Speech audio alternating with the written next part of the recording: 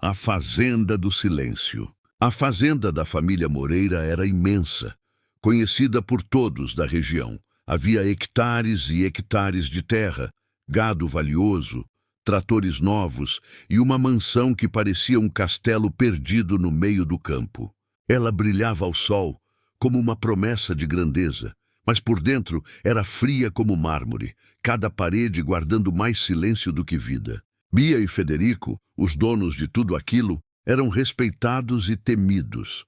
Tinham fama de elegantes, exigentes, sempre impecavelmente vestidos, presentes nas melhores reuniões e festas rurais. Contudo, por trás da aparência de poder, havia um segredo que muitos desconfiavam, mas ninguém ousava comentar.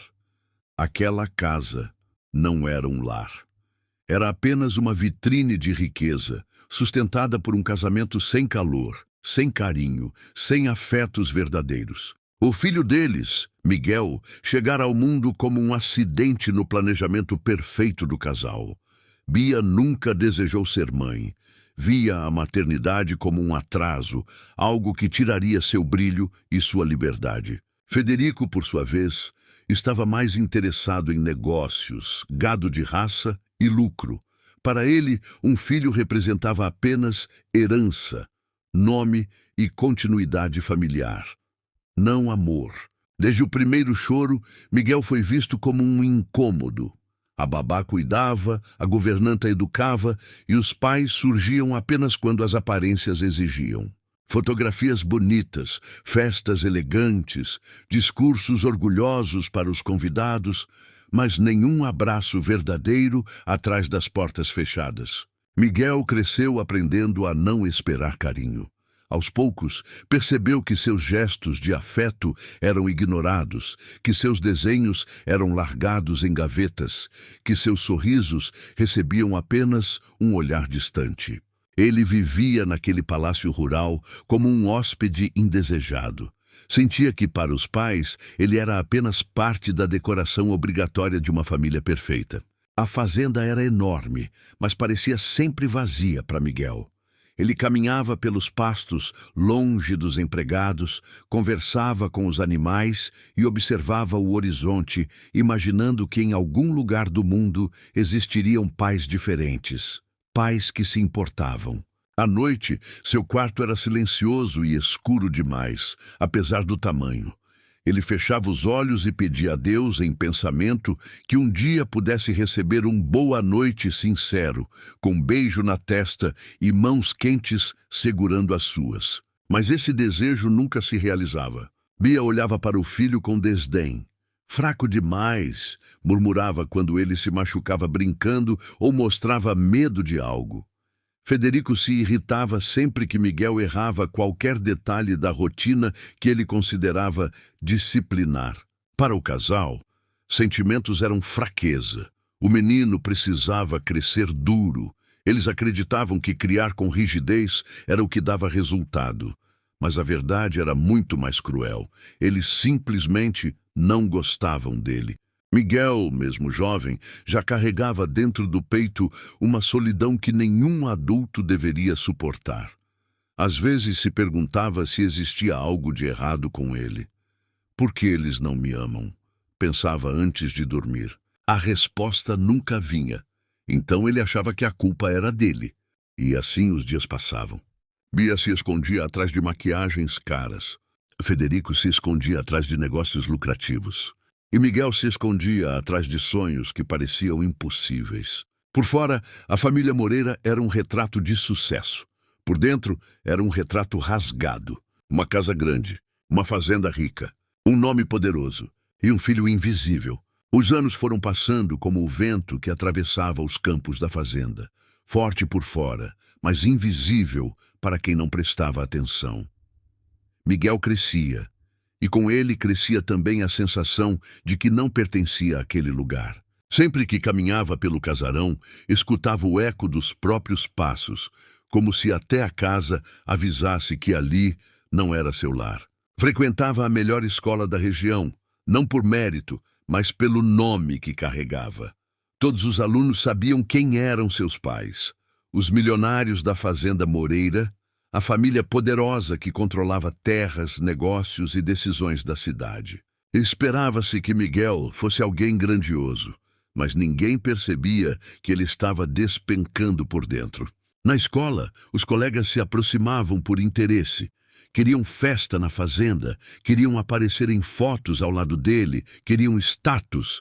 Mas quando Miguel tentava mostrar sua verdadeira personalidade, sua sensibilidade, seus desenhos, sua vontade de conversar e ser ouvido, todos perdiam o interesse. Riam dele por ser diferente. Afinal, ele não era como o pai, forte e autoritário, nem como a mãe, arrogante e popular. Miguel era apenas Miguel. E ninguém queria isso. Quando chegava em casa, o peso continuava. Federico raramente o olhava com aprovação. Só notava o filho quando precisava compará-lo a outros jovens, filhos de amigos ricos que já trabalhavam com os pais, que cavalgavam com postura, que demonstravam liderança. «Por que você não pode ser como eles?» dizia Federico, com a frieza de quem avalia gado.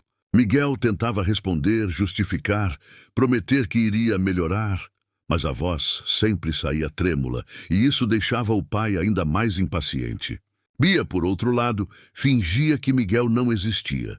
Estava sempre preocupada com eventos, compras, joias, viagens. Quando se encontravam à mesa, ela permanecia com o celular na mão, sorrindo para a tela, enquanto ignorava o garoto sentado a poucos centímetros.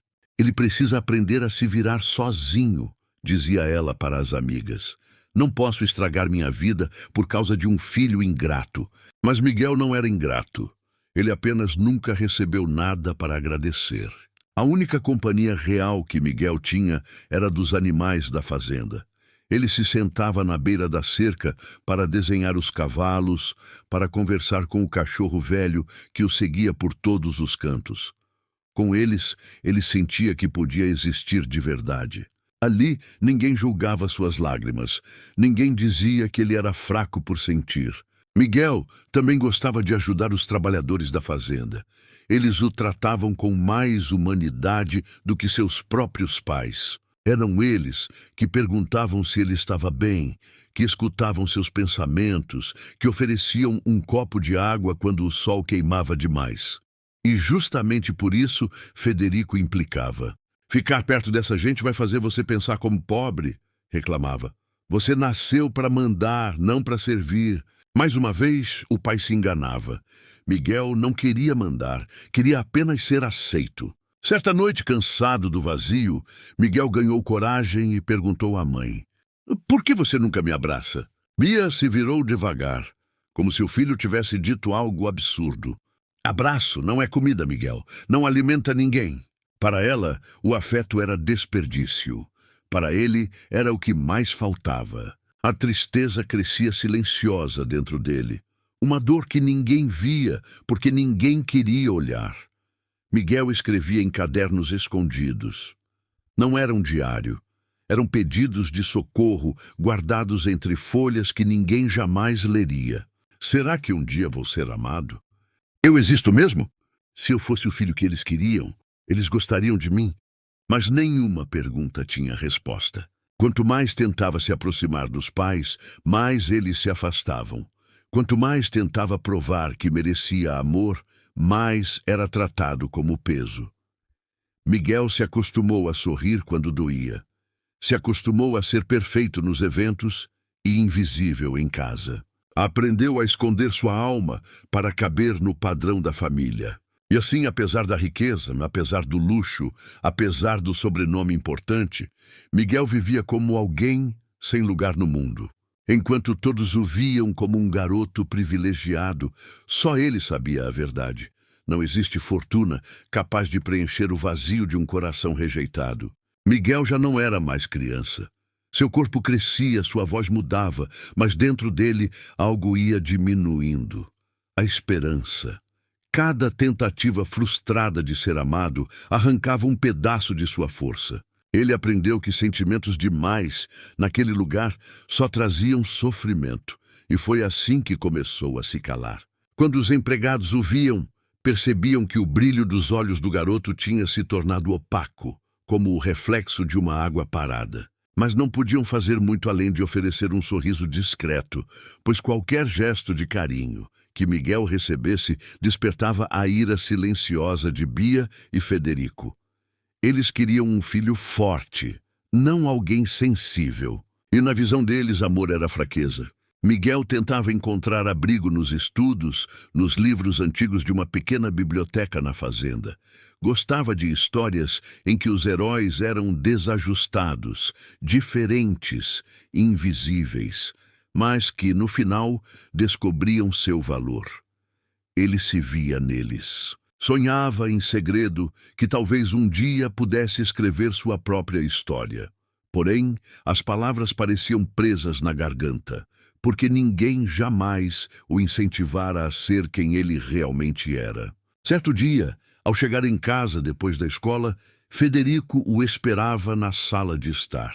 O pai segurava o boletim escolar de Miguel nas mãos como se tivesse encontrado uma prova de traição. Notas altas em artes e baixas em tudo que importa. Disse, com um tom de desprezo que machucava mais do que grito: "Você não foi criado para pintar cavalos, foi criado para comandar esta fazenda." Miguel tentou explicar que estava se esforçando, que precisava de ajuda em algumas matérias, mas o pai não quis ouvir. "Decepção", concluiu Federico, enquanto largava o boletim em cima da mesa, como quem descarta lixo. A frase ficou ecoando na cabeça do garoto durante dias. Decepção. Era a palavra que o definia ali dentro. Nada que ele fizesse seria suficiente. Bia, por sua vez, estava cada vez mais distante. Não suportava ver Miguel por perto. A presença do filho a lembrava do que ela chamava de seu maior erro: ter engravidado durante uma fase da vida em que queria apenas glamour. Ela dizia com orgulho que nunca deixaria a juventude acabar, e por isso evitava tudo que mostrasse a realidade da maternidade. Para ela, Miguel representava a vida que ela nunca quis viver. O garoto então passou a dormir pouco. As noites eram longas, mas quando o coração está triste, ele olhava para o teto escuro e imaginava como seria viver em uma família verdadeira. Em suas fantasias, ele corria para os braços de pais que o esperavam com sorriso, que tinham orgulho dele, que sabiam dizer: "Estamos com você." Mas esse pensamento durava pouco, porque logo a dor da realidade o alcançava. Na fazenda, todos percebiam que Miguel estava definhando por dentro. Ele falava menos, aparecia menos, até sua sombra parecia menor quando caminhava sob o sol quente. A solidão que ele carregava não era mais segredo. Ela se traduzia no modo como andava com os ombros curvados, como se carregasse um peso invisível que esmagava sua juventude. Havia, porém, uma pessoa que insistia em tentar ajudá-lo: o velho capataz da fazenda, Zé Bento. Ele via Miguel como um menino bom, apenas perdido pela falta de amor. Certo dia, o chamou para conversar perto do curral. "Você é um jovem forte, Miguel. Não deixe ninguém fazer você se sentir menos do que é", disse Zé, com a voz rouca de quem já enfrentou a vida. Miguel sorriu pela primeira vez em semanas. Aquele simples cuidado parecia um cobertor quente sobre o coração gelado. "Obrigado", foi tudo que conseguiu responder. Mas os olhos marejados diziam muito mais. Porém, nem mesmo a bondade de um único amigo conseguia curar todas as feridas. Afinal, Miguel sempre voltava para dentro daquela casa gigante, onde as paredes sabiam mais sobre dor do que pessoas. E ali, ele continuava sem ser visto. Seus passos ficavam mais leves, como se tentasse passar despercebido para evitar desapontar alguém. Cada noite que se repetia igual à anterior fazia Miguel acreditar que era apenas uma sombra no mundo. Uma sombra que ninguém notava e que talvez ninguém sentiria falta. Seu coração estava quebrado. E aos poucos, ele aprendia a guardar os pedaços onde ninguém pudesse encontrar. Miguel seguia tentando ser forte, mas havia dias em que o peito doía tanto que até respirar parecia um esforço desnecessário. Ele acordava todas as manhãs esperando que algo fosse diferente. Mas nada mudava. O sol nascia atrás do morro. A fazenda ganhava vida.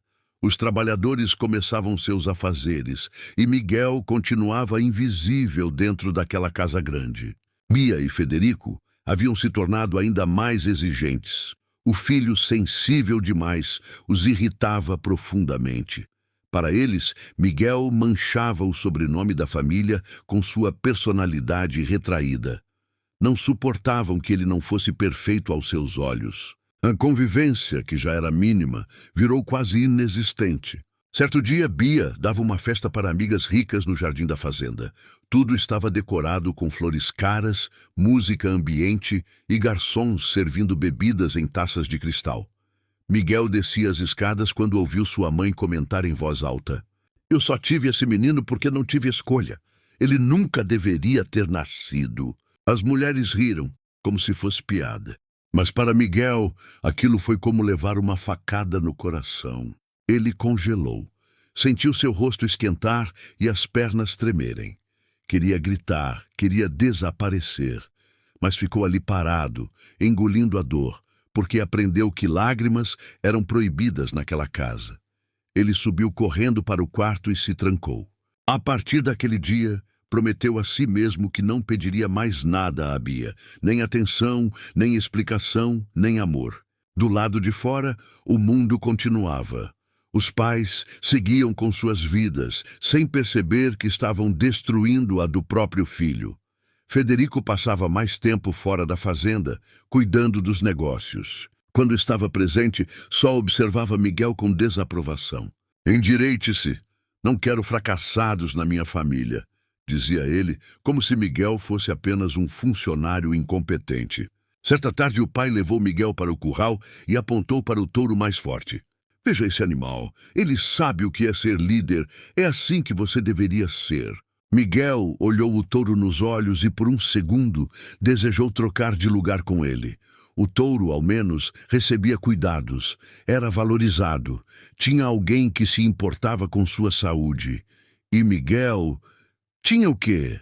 Voltando para casa, ele passou pela sala e viu uma fotografia enorme dos pais sorrindo, exposta na parede principal. Era um retrato da família com ele ainda bebê no colo de Bia. Miguel parou e analisou sua própria imagem. Começou a perceber algo terrível. Aquele sorriso, mesmo sendo de um bebê, já não parecia feliz. Parecia pedido de ajuda. Os dias na escola também pioraram. Alguns colegas começaram a zombar da tristeza de Miguel. "O milionário sem amor", gritavam rindo. "Nem a mãe dele gosta dele", diziam outros, incentivados pela crueldade típica da juventude. Ele baixava a cabeça, fingia não ouvir. Mas cada palavra ficava gravada em sua mente, como se confirmassem aquilo que ele já sentia. Não era digno de amor. À noite, Miguel passou a escrever cartas para si mesmo, não para ser lidas, mas para não perder completamente a voz. Em uma delas, escreveu: "Se eu sumisse, alguém perceberia? Se eu desaparecesse, alguém sentiria falta?" As perguntas o perseguiam como sombras. Ele tentava se convencer de que sim, alguém sentiria, pelo menos o capataz Zé Bento, ou o cachorro velho que sempre descansava ao seu lado. Mas no fundo ele sabia. O amor que recebia era pequeno demais para preencher o vazio que seus pais deixavam. A solidão, que antes era silenciosa, agora gritava dentro dele, e ninguém escutava. A fazenda, tão viva para todos os outros, se tornava um deserto para Miguel. Um deserto onde o amor não crescia, onde os sonhos morriam, onde o coração se acostumava a ser ignorado. E quando o amor não mora em casa, às vezes o próprio lar vira prisão. Miguel começava a entender que talvez nunca fosse amado ali. E essa descoberta estava acabando com ele aos poucos. Miguel já não falava muito. As palavras antes guardadas tinham desaparecido por completo. Ele respondia com gestos, com silêncio, com olhares perdidos que ninguém tentava decifrar. Seu corpo ainda estava ali, caminhando pelos corredores e pelos campos, mas sua alma estava se desligando, pouco a pouco. Aos olhos de Bia e Federico, isso era apenas mais um defeito. Esse garoto é fraco demais, dizia Bia, como se estivesse descrevendo um móvel quebrado. Uma vergonha para a família, completava Federico, como se Miguel fosse um investimento que deu errado. Eles discutiam cada vez mais sobre o futuro da fazenda e de como livrar o nome Moreira da imagem frágil do filho. Bia sugeria que ele fosse estudar fora, longe dali, em um internato rígido. Federico não discordava. Para eles, quanto mais longe, melhor. Não importava o sentimento do garoto, importava apenas a reputação. O que eles não percebiam é que Miguel já estava longe, mesmo estando ali dentro. Ele começou a evitar os lugares que antes lhe traziam um pouco de conforto, como o estábulo e a companhia de Zé Bento. Não por vontade própria, mas porque a tristeza havia tomado conta de cada canto de sua vida. Era como se o mundo tivesse perdido cor. Quando o capataz tentou conversar novamente, encontrou Miguel sentado no chão do celeiro, abraçando os próprios joelhos. "Ei, meu garoto, tem algo que eu possa fazer?" perguntou Zé com um sofrimento na voz. Miguel ergueu os olhos devagar. Estavam vermelhos, fundos, cansados de tanto chorar escondido. "Só queria parar de doer", murmurou, e foi como se cada palavra rasgasse o peito de Zé Bento. Naquele momento, o velho percebeu que a tristeza de Miguel já não era só solidão, era desespero. Zé tentou alertar Bia e Federico. Tentou explicar que o menino precisava de ajuda, de carinho, de amparo, mas o casal ignorou. "Esse garoto só quer chamar a atenção", disse Bia. "Não, ele precisa aprender do jeito difícil", completou Federico. O velho capataz saiu dali com o coração pesado, mas impotente. Ele era apenas um empregado, não podia mudar tudo sozinho. Enquanto isso, os colegas da escola continuavam zombando. A fama da frieza dos pais de Miguel já tinha se espalhado. Para eles, o sofrimento do garoto era entretenimento. Ninguém entendia que palavras machucavam mais do que socos. Uma tarde, enquanto voltava da aula, Miguel parou na beira de uma ponte velha que separava a entrada da fazenda da estrada principal. A água lá embaixo corria forte, batendo nas pedras. Ele ficou olhando, parado, imóvel. Pensou em todas as vezes que tentou ser bom o suficiente. Pensou em todas as noites em que chorou sozinho. Pensou no quanto doía existir ali. Uma voz suave surgiu no fundo de sua mente. "Se eu desaparecer, a dor desaparece comigo."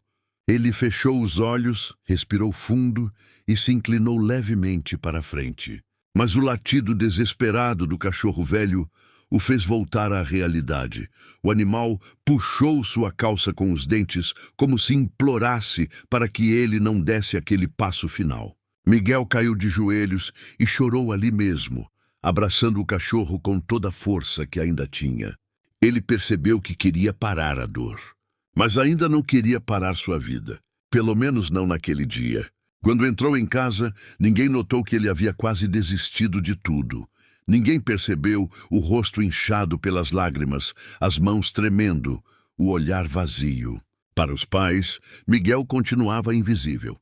Naquela noite, o garoto escreveu sua carta mais longa. "Eu tentei ser o filho que vocês queriam. Tentei ser forte, tentei ser quieto, tentei ser perfeito. Mas não consigo mais. Eu só queria que vocês me vissem. Eu só queria que me amassem." Ele guardou a carta em um lugar onde alguém um dia poderia encontrar. Mas no fundo, Miguel já começava a acreditar que talvez ninguém quisesse ver. A dor estava ganhando a batalha, e o amor que nunca chegou já não tinha chance de salvá-lo. Os dias na fazenda se tornaram insuportáveis para Miguel. Cada manhã era um lembrete de que ele não tinha lugar ali. Cada olhar dos pais era um julgamento silencioso, cada gesto uma acusação de inadequação. A pressão havia se acumulado como uma tempestade prestes a desabar. Ele não tinha amigos de verdade, não tinha abraço, não tinha sorriso que fosse genuíno. Apenas a cobrança constante e o silêncio gélido de Bia e Federico. A escola já não era um refúgio. Os colegas, conhecendo a frieza dos pais, agora zombavam dele sem limite. Miguel escutava provocações sobre sua solidão, sobre sua suposta fraqueza, sobre a incapacidade de ser um verdadeiro Moreira. Cada palavra cortava mais fundo que o aço. Cada risada era um lembrete de que ninguém se importava. A raiva e a tristeza se misturavam no peito do garoto, criando um nó que parecia impossível de desfazer. Federico, cada vez mais distante, passou a exigir que Miguel participasse de todos os compromissos da fazenda. "Você precisa mostrar a todos que é digno do nosso nome", dizia. E assim, Miguel era arrastado de reuniões a visitas de clientes, de inspeções de gado a eventos sociais, sempre sob o olhar crítico do pai. Um passo em falso, um gesto de hesitação e o desprezo era imediato. Bia, por sua vez, observava com impaciência. "Não se emocione. Nunca." Parecia que ela tinha medo de que qualquer sentimento pudesse se espalhar pelo corpo do filho e contaminá-lo com humanidade. Miguel começou a se sentir fisicamente exausto. As noites sem dormir, as lágrimas escondidas, a constante tensão, tudo isso cobrava seu preço. Seu corpo tremia, seus ombros se curvavam mais a cada dia, e sua mente começava a se fechar em torno de uma única ideia, que ele nunca seria suficiente, nunca seria amado, nunca seria visto como pessoa. Certa tarde, depois de um evento de negócios, Miguel voltou ao quarto arrastando os pés. Sentou-se na janela, observando a imensidão da fazenda. Os campos verdes pareciam rir dele, tão vivos, tão cheios de luz, enquanto ele se sentia cada vez mais apagado. Ele respirou fundo, sentindo o peso da própria vida. Foi quando percebeu o quão frágil se tornara. Uma marionete de expectativas sem cordas para mover a própria vontade. O cachorro velho, sempre fiel, aproximou-se e encostou a cabeça em seu colo. Miguel fechou os olhos, abraçando o animal, sentindo um pouco de calor humano. Mas o consolo foi breve. Ele se levantou, caminhou até a escada e viu Bia e Federico no salão, discutindo sobre o futuro da fazenda e, mais uma vez, ignorando sua presença. O garoto ficou parado, sentindo a fúria e a dor crescerem juntas. Sem aviso, Miguel sentiu uma onda de desespero tomar conta de seu corpo. Não era apenas tristeza, era o peso acumulado de anos de rejeição, de palavras cruéis, de invisibilidade. Ele se sentiu pequeno diante do mundo, fraco diante dos pais, impotente diante da própria vida. Cada lágrima reprimida, cada gesto ignorado, cada noite solitária transformou-se em uma força silenciosa e destrutiva dentro dele. Naquela noite, ele se trancou no quarto. A escuridão parecia abraçá-lo e o silêncio da casa se tornou sufocante. Ele sentou-se no chão, segurando a própria cabeça entre as mãos, sentindo o coração pulsar tão rápido que doía. Miguel sabia que não havia ninguém ali que pudesse salvá-lo. Nem Bia, nem Federico, nem os colegas da escola. Ninguém. E pela primeira vez, a ideia de fugir do peso de sua vida parecia irresistível. A carta que escreveu naquela noite foi a mais longa de todas. Palavras de dor, de abandono, de um amor que nunca existiu. Ele fechou os olhos e respirou fundo, sentindo que algo dentro de si estava prestes a se quebrar de vez. O limite havia sido alcançado. O mundo, que antes parecia gigante, agora era pequeno demais para conter tanto sofrimento. E assim, a tempestade acumulada em seu peito estava prestes a desabar, preparando o caminho para o momento final, em que a vida e a dor de Miguel se encontrariam de forma trágica. Se essa história te tocou, deixa teu like e compartilha com alguém que precisa ouvir isso.